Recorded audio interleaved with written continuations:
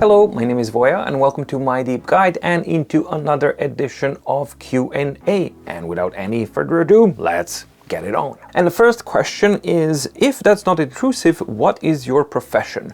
It's not intrusive, I don't mind answering that. I started as a 3D character animator and an artist with the focus on character animation for movies and video games. I entered the video game industry way back, actually in the last century, end of the last century.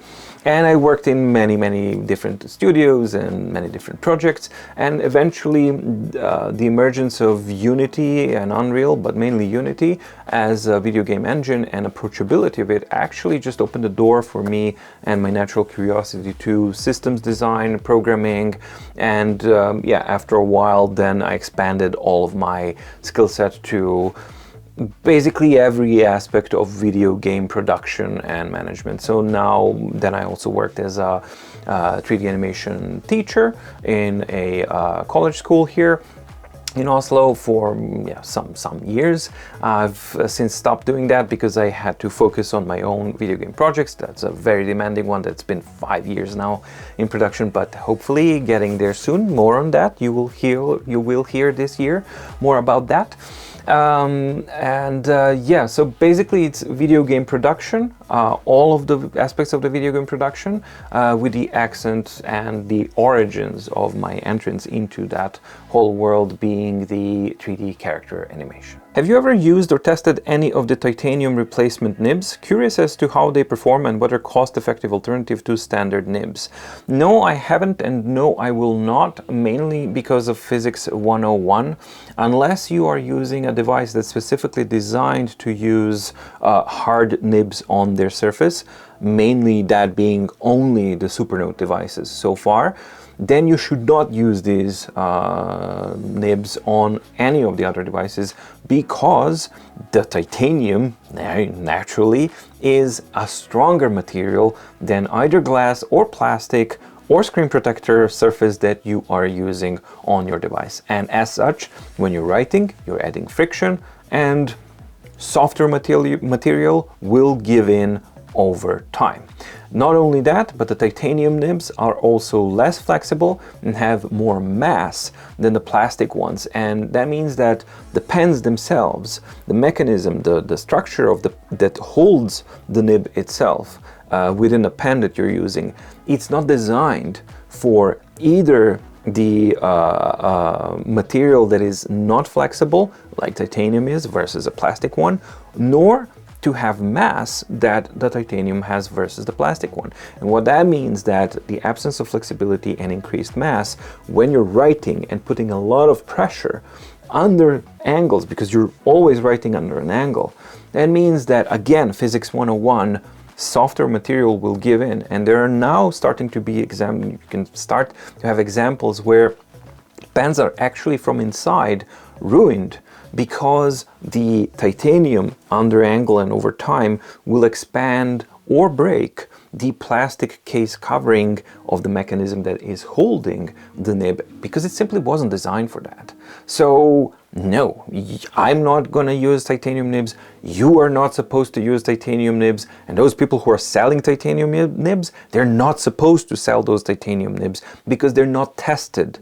Nobody tested that, and they offer no warranty or no guarantee for selling a product to you that's going to cause damage to your pen and to your screen over an extended period of use. Any time frame for when you are publishing the Libra color review, hoping for a comparison between the old black and white one and the new color display. Especially heard a lot of talk how it is a downgrade unless you use it for color reading. If you're in contact with Kobo, could you ask them about whether there will be a black and white version of the new Libra?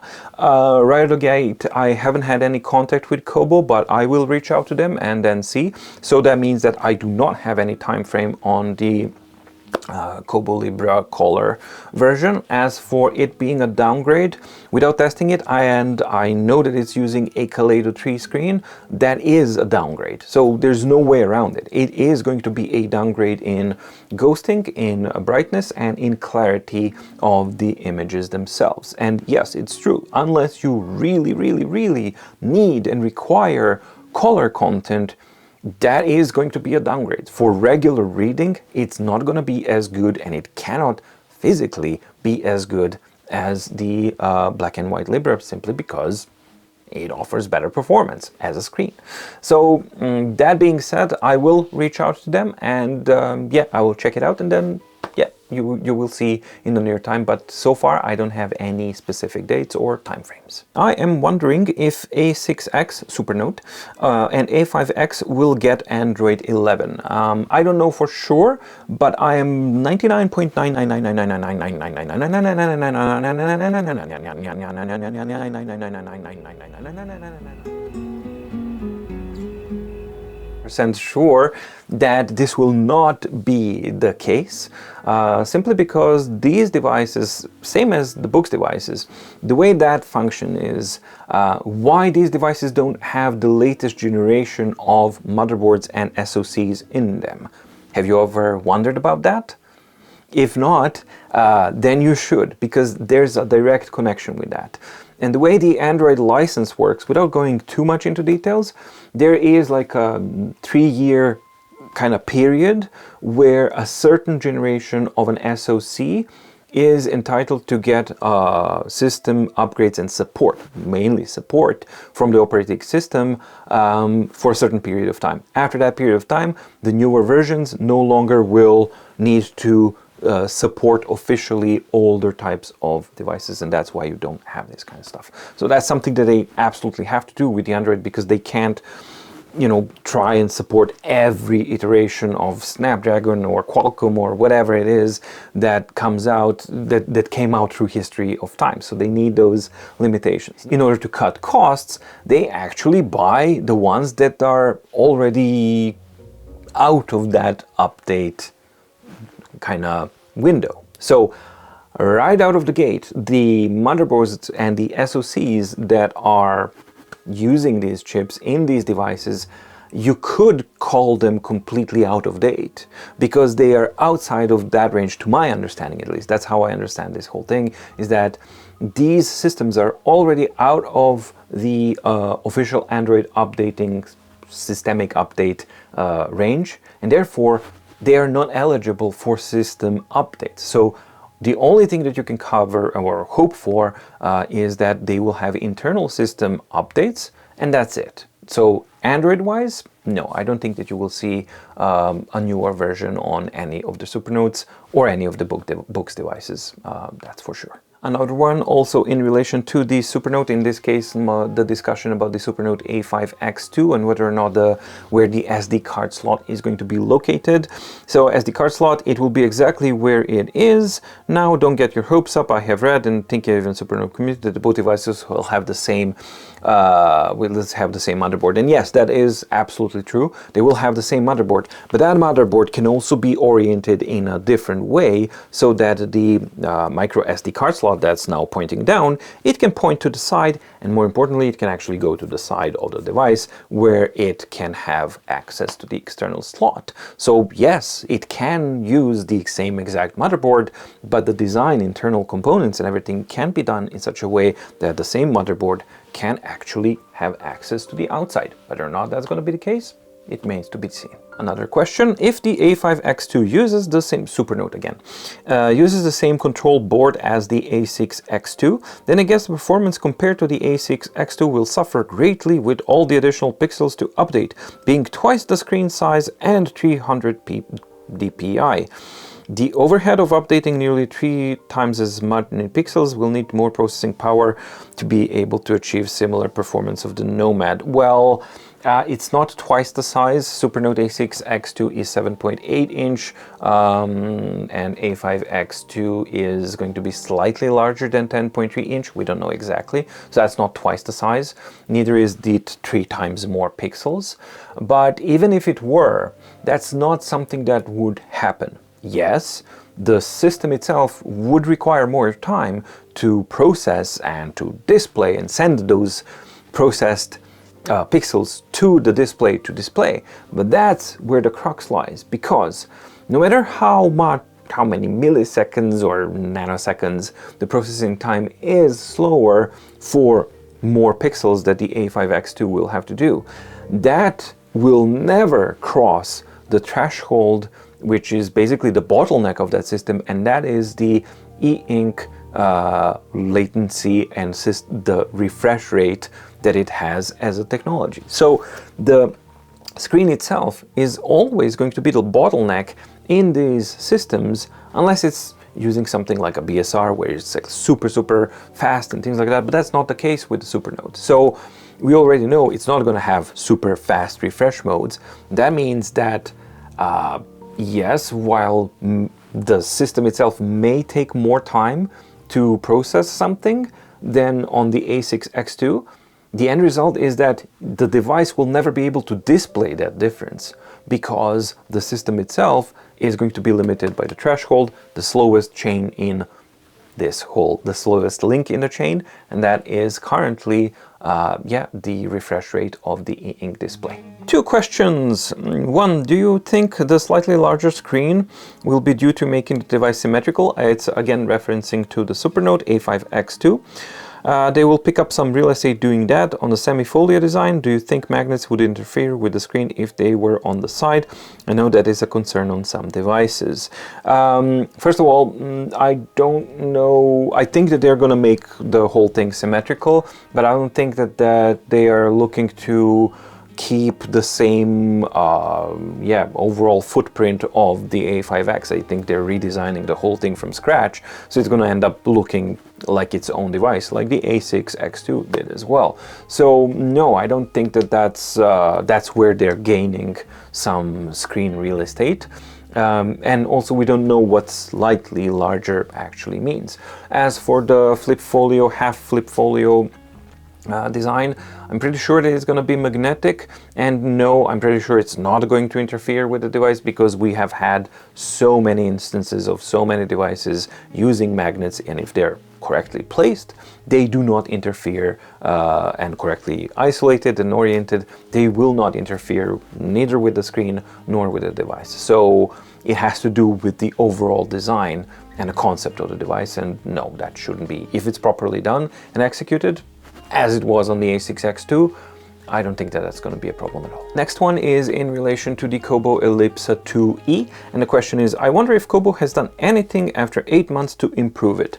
It has had some updates, but they are just like some small improvements and upgrades and things like that, but there's nothing that actually addressed the two biggest problems of that device. The first one is it's supposed to be note-take centric type of a device, right? Especially with the advanced notebooks and everything, yet the input is absolutely terrible. That new pen is, even if you use the old pen, the precision and the disconnect from the device is truly profound. Like, you really don't feel connected to it, and it feels years and years behind the competition.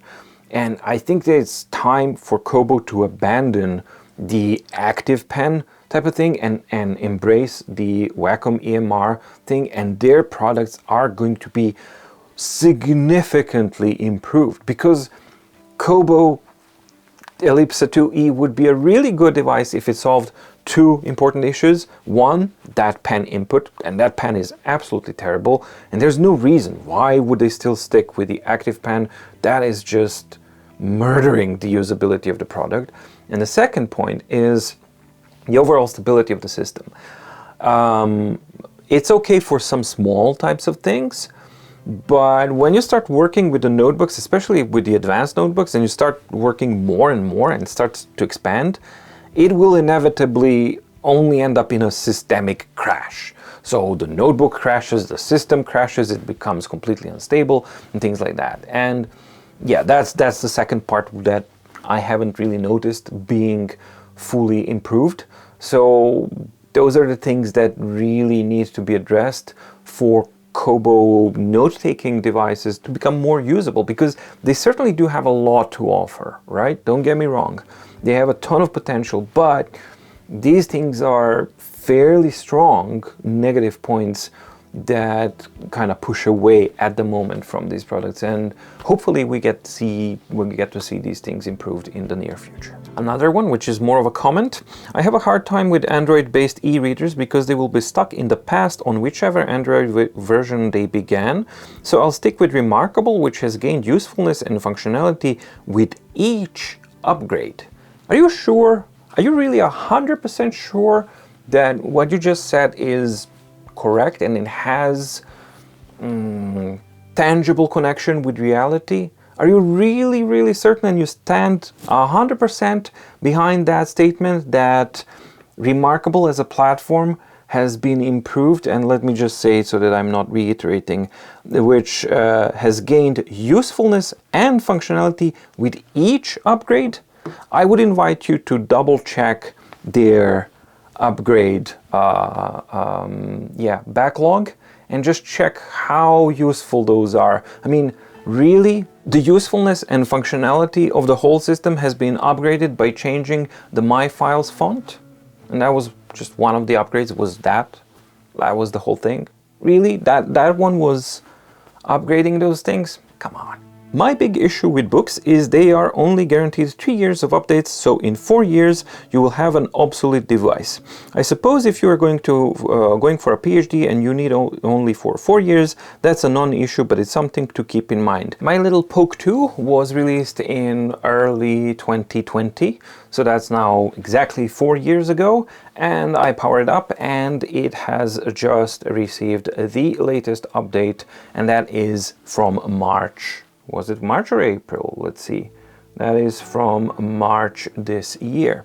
So, and I know that the devices that are older than this one, from 2019, are also receiving updates now, and that makes it 5 years that 5-year-old devices are still receiving regular systemic updates. So, while yes, officially they say that the support is 3 years, in reality, here's my 4-year-old Poke 2 getting the latest update here. So, that's simply not true. Thank you for this. It's like you've been reading my mind lately on this video and the best device for a PhD student video. One quick question I have in terms of the raw typing experience, responsiveness, accuracy, etc. How would you say the updated X2 typing experience compares to those on the Boox and Remarkable devices? I ask only about the raw experience because with Rata's excellent track record, I can only imagine that they will fully address the other keyboard functionality issues in fairly short order. Thanks again. This is in regards to my typing performance tests of the Supernote A5X2 or the Nomad. And yeah, raw typing experience I think performs great. It is on track and on par, pretty much the same typing accuracy and speed and everything and responsiveness with the Remarkable 2 and with any of the Boox devices if you keep them on the HD or normal refresh modes. Then you get pretty much the exact same typing experience. The only benefit is that on Boox devices or any device that has a faster screen refresh mode, naturally, if you put it to a faster screen refresh mode, then the latency between typing and what you see on the screen is going to be shorter. But yeah, if you put them all on equal footing, then it's pretty much the same. However, that does open up the door for me to maybe do a very mega uber nerdy video where I measure that difference in super accurate way, and then actually see, this is my impression, but it would be interesting to see what the actual data and observation says. So maybe that's something to do. Could you please answer how the Nomad series behave with a wired keyboard? I don't like wireless too much. Thank you very much. Greetings, Franz. Well, I think it's going to perform exactly the same even if you are able to connect it. I'm not sure if you are going to be able to connect it, but even if you are, it's the same thing like with the previous question where I was talking about the performance between A5X2 and the A6X2 because of the larger screens and resolutions.